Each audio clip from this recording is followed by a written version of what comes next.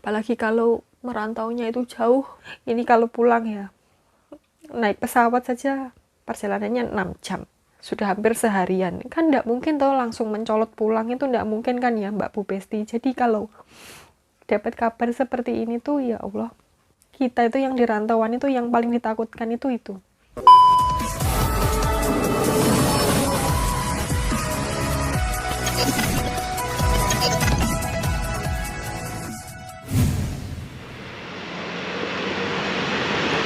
Halo, assalamualaikum warahmatullahi wabarakatuh. Ketemu lagi dengan Dian dan Simbah di Taiwan, Mbak Bu Besti. Ini Simbahnya ngajak piknik ke rumah sakit ya toh. Tapi ini mau tak pelipirkan. Janjibek ngatasi Simbahku. Mau tak pelipirkan ke tempat lain ya toh. Yang penting keluar dari rumah kayak gitu, dibikin capek. Nanti kalau capek bawa pulang ben tidur.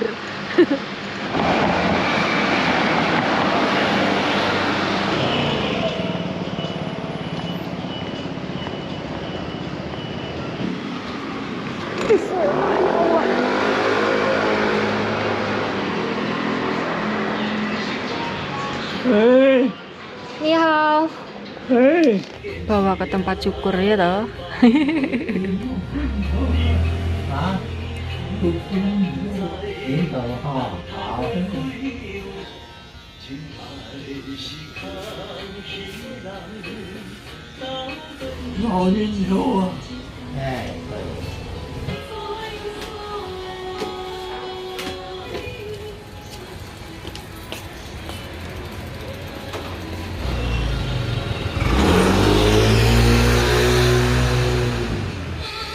Dicukurkan sekalian jenggotnya.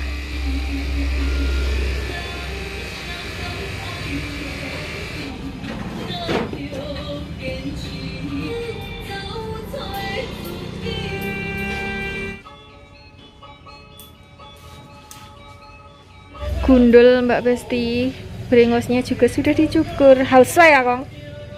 Halsway? 他有没有儿女？ Hah? 他有没有儿女？我啊， Meo? 我也是在国外啊。 Sudah Mbak Bu Besti, tadi bayarnya 240 NT atau 120.000 rupiah. Cukur rambut sama cukur jenggot. Ini sekarang mbahnya mau tak ajak ke supermarket ya toh. Pokoknya tak pelipir-pelipir nih sampai capek.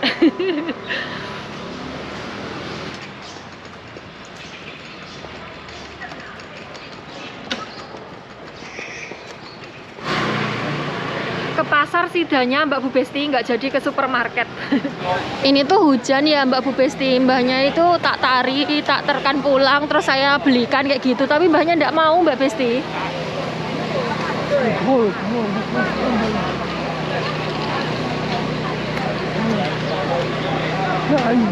Tuh ya, si ayah. 回家好不好？ Ruame sekali. 卖茶叶那里，买什么？茶叶，啊？茶叶，茶叶？没有啊。没有牛奶。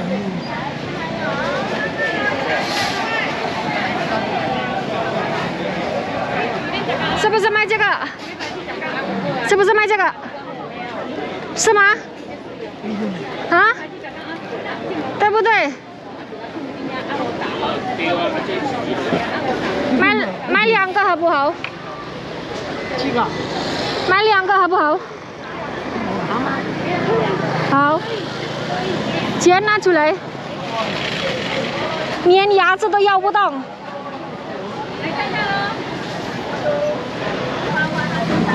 这个60块，够，60块，60块。老板娘，谢谢。Mau beli OT Mbak Bu Besti, bukan OT-OT ya, tapi OT.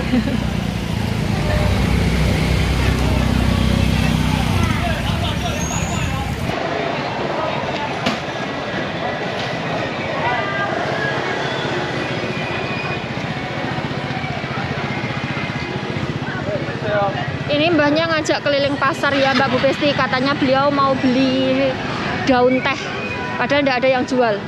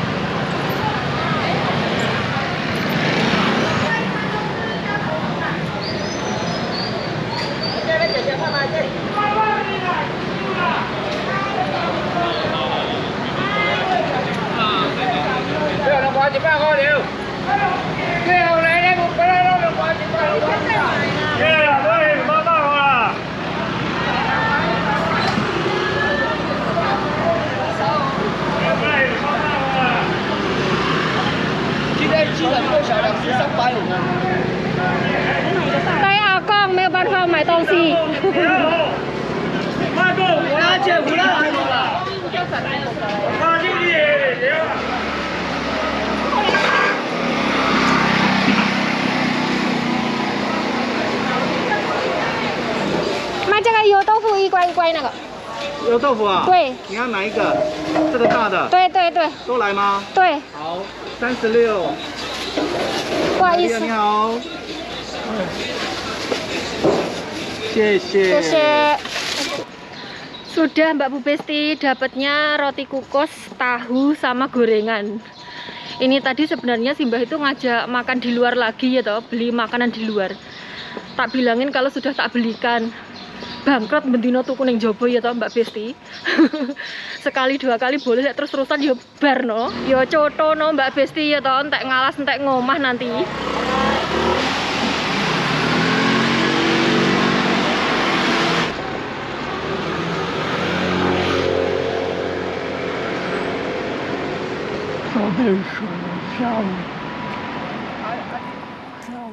Oke Mbak Bu Besti sudah nyampe rumah. Ini tadi berhasil ya toh triknya buat mengalihkan perhatiannya Simbah.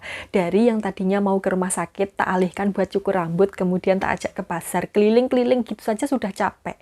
Terus kemudian makan dan sekarang Simbahnya sedang ngorok-ngorok Mbak Bu Besti. Sudah tidur ngorok-ngorok, nggak tahu kedengeran di mic atau tidak. Tapi tadi Simbah bilang katanya nanti jam 3 sore mau ke rumah sakit lagi, ngajak piknik ke rumah sakit lagi, katanya mau periksa dokter gitu.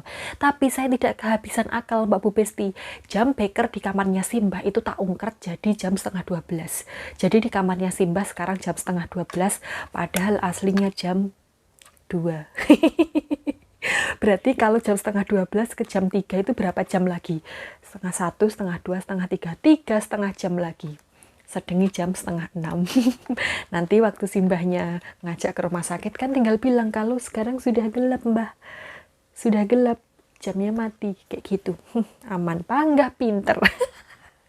Aduh. Oh ya tadi saya beli nganu ya Mbak Bu Besti, OT. OT. Ini tuh bakwan. Kalau di Indonesia bilangnya OT atau bakwan atau pia-pia atau apa ya, lupa saya, weci, pokoknya itulah ya. Bakwan sayur. Ini tuh isinya sayur tapi di tengahnya ada tiramnya, ada oa.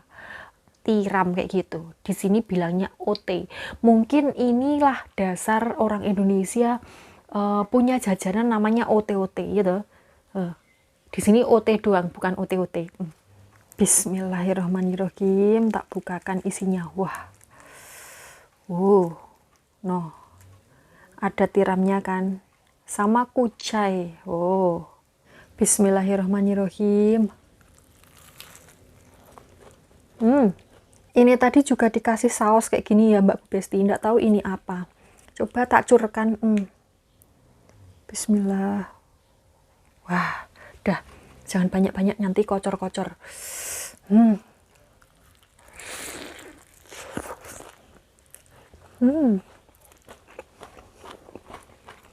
Lumayan.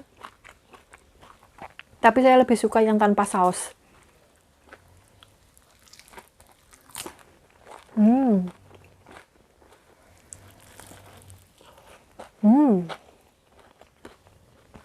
Ini tadi harganya 50 NT. 25.000 rupiah bakwan satu, tapi enak.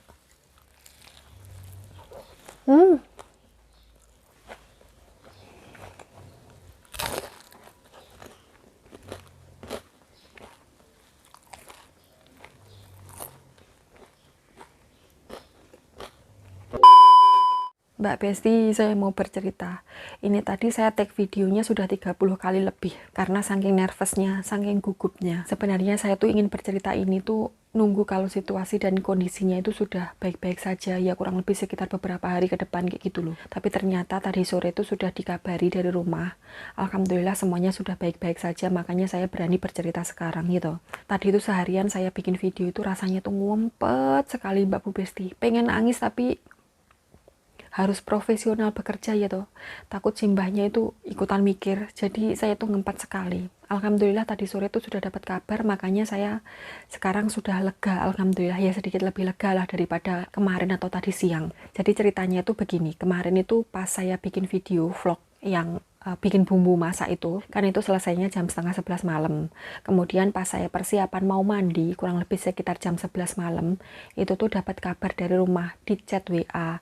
Mereka mengabarkan kalau saya disuruh telepon segera kayak gitu. Jam 11 malam, tengah malam, disuruh telepon segera. Kan tidak mungkin tuh kabar baik Mbak Bu Besti. Pikiran saya itu sudah kemana-mana, hati saya itu sudah jeduk-jeduk kayak mau cupot gitu rasanya itu. Kemudian saya segera telepon dilalahnya tidak segera diangkat Mbak Bu Besti. Kan tambah nemen pikiran saya itu, pikirannya langsung ya Allah, ya Allah, ya Allah kayak gitu. Nah kemudian pas diangkat itu dikabari kalau bocil kecelakaan Mbak Bu Besti, nabrak orang. Yang ditabrak ini orang tua, umurnya kurang lebih sekitar 70 tahunan. 70 tahun itu kalau di Indonesia itu kan ya sudah sepuh sekali. Walaupun 70 tahunnya Pak Bos itu masih seperti itu ya, tapi kalau di Indonesia umur 70 tahun itu kan ya, apalagi di desa itu kan ya sudah sepuh sekali itu. Dan yang ditabrak itu kondisinya itu ya Allah Mbak Besti, wis ndak kayak diceritakan. Beliau itu ya kepalanya itu benjol-benjol, kemudian ya luka-luka. Kita khawatir kalau beliau itu mengalami gegar otak atau ada cedera di kepalanya kayak gitu, karena ya jatuhnya itu pas di aspal di tengah jalan. Kalau bocilnya sih alhamdulillah tidak apa-apa, cuman kesleo saja. Jadi ceritanya itu, kronologinya, bocil itu barusan main dari rumah bule saya, adiknya ibu gitu. Belum jauh dari rumah bule saya, pas mau pulang kira-kira mungkin ya sekitar 100 meter atau 50 meteran kayak gitu. Dia dari arah selatan mau ke utara. Nah si korbannya itu, orang tuanya itu tadi, itu dari arah utara mau ke selatan. Mereka berdua ini berada di jalurnya masing-masing, nggak ada yang ke tengah ataupun ke pinggir. Jadi benar-benar berada di jalurnya masing-masing. Nggak kenceng tapi juga nggak pelan. Terus kemudian pas mau deket, tiba-tiba si mbahnya ini tuh belok nyelingker kayak gitu loh Mbak Bu Besti, nugel dalan. Jadi langsung motong jalan gitu, langsung belok ke barat. Si bocil kan kaget ya Mbak Bu Besti, kaget mau ngerem sudah tidak nutut, direm dua-duanya itu sudah tidak nutut. Jadi tetaplah akhirnya brak, kecelakaan. Pas kejadiannya itu dia itu jatuhnya bagaimana itu tidak tahu. Jadi kayak tidak ingat gitu loh Mbak Bu Besti.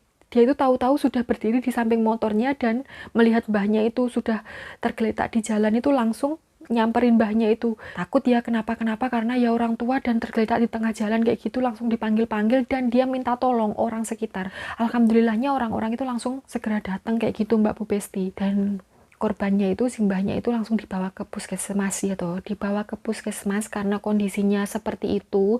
Dan di puskesmas itu kan peralatannya itu kurang memadai. Akhirnya kita minta dirujuk, dibawa ke rumah sakit umum daerah kayak gitu. Nah pas kejadiannya itu, bocilnya itu nggak ngerasa sakit, nggak ngerasa kenapa-kenapa Mbak Bu Besti. Tapi 1 jam setelahnya itu tuh dia merasa kalau pundaknya itu sakit, tangannya itu susah digerakkan kayak gitu loh. Terus kemudian dia diantar ke dukun pijet. Nah di dukun pijetnya itu, pas di tempat dukun pijetnya itu, baru saya dikabari, disuruh telepon. Kemudian saya teleponnya pas dia lagi dipijet. Saya tanya kenapa kok dipijet. Kemudian dijelaskan kronologinya dan saya meminta untuk dironsen saja. Karena kalau dipijet itu ya takutnya itu kalau kenapa-kenapa ya toh Mbak Bu Besti. Ya kalau luka luar kelihatan lukanya diobati sudah selesai. Kalau dalam kan kita tidak tahu, kalau tidak dilihat oleh orang yang lebih profesional di bidangnya ya toh. Jadi saya minta untuk dironsen. Akhirnya setelah dari tukang pijetnya itu dibawalah, nyusul ke rumah sakit daerah tadi, nyusul mbahnya itu untuk dironsen. Nah di sana langsung dironsen, tapi tidak segera diperbolehkan pulang. Jadi hasil ronsennya itu dibacakan, katanya itu baik-baik saja, nggak kenapa-kenapa, tapi harus observasi, nunggu dulu sampai pagi baru boleh pulang. Akhirnya jam 3:30 subuh baru diperbolehkan pulang dan dinyatakan semuanya baik-baik saja, alhamdulillah. Tapi saya yang khawatirnya itu yang ditabraknya itu Mbak Bu Besti, karena kan beliau sudah sepuh ya toh. Nah pas ditinggal pulang subuh itu kondisinya ya masih seperti itu. Kata dokternya itu beliau itu mengalami pendarahan di kepala kayak gitu loh Mbak Bu Besti. Saya dikabari itu ya langsung madeg, aduh iki. Akhirnya ibu saya sama bule saya ke rumah sakit umum daerah itu. Kemudian di sana itu katanya alhamdulillah sudah lebih baik daripada pas malam kayak gitu. Katanya itu ya sudah bisa tidur ya, sudah, pokoknya intinya itu sudah lebih baik gitu loh Mbak Bu Besti. Makanya saya itu yo lega. Jangan hari apes tidak ada di kalender ya Mbak Bu Besti. Ya Allah, rasanya itu kemarin tuh Sendak karu-karuan hati saya. Kita yang di perantauan ini ya, yang paling ditakutkan adalah dapat telepon tengah malam. Dapat telepon di jam-jam yang tidak biasanya. Pikiran itu, apalagi kalau merantaunya itu jauh. Merantau, ini kalau pulang ya, naik pesawat saja perjalanannya 6 jam. Itu turun di Jakarta. Di Jakarta nyampe ke Surabaya 2 jam. Surabaya ke Trenggalek 4 jam. Sudah hampir seharian. Kan enggak mungkin toh langsung mencolot pulang, itu enggak mungkin kan ya Mbak Bu Besti. Jadi kalau dapat kabar seperti ini tuh ya Allah, rasanya itu cuma bisa nangis kayak gitu loh. Kita itu yang di rantauan itu yang paling ditakutkan itu. Dapat telepon di jam-jam yang tidak biasanya.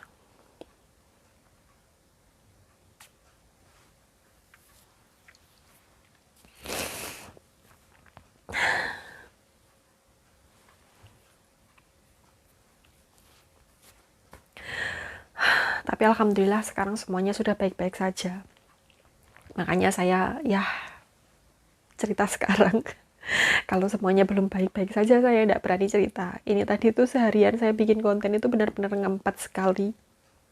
Saya masih bisa senyum, saya masih bisa guyonan sama Simbah, karena ya ngempet itu tadi. Begitu sore dikabari kalau alhamdulillah yang ditabrak itu kondisinya juga sudah mulai membaik. Makanya ya lega sekali Mbak Bu Besti. Benar-benar kalau kita merantau yang ditakutkan itu cuma satu itu, ditelepon di jam-jam yang tidak biasanya. Apalagi kalau teleponnya itu berkali-kali. Alhamdulillah sekarang semuanya sudah sehat-sehat semuanya. Dah Mbak Bu Besti, maafkan saya yang gembeng. Oke Mbak Bu Besti, saya cerita cuman kayak gini aja ya. Maaf ya lebay. Semoga kita semua dimanapun berada sehat selalu, bahagia selalu, selalu dalam lindungan Allah Subhanahu wa Ta'ala. Jangan bener-bener hari apa sih itu nggak ada di kalender ya. Saya masih bersyukur semuanya masih baik-baik saja. Oke Mbak Bu Besti, sampai di sini dulu ya video kita kali ini. Terima kasih sudah mendengarkan saya bercerita. Maaf kalau lebay dan ceritanya bertele-tele. Sampai ketemu di video selanjutnya. Assalamualaikum warahmatullahi wabarakatuh.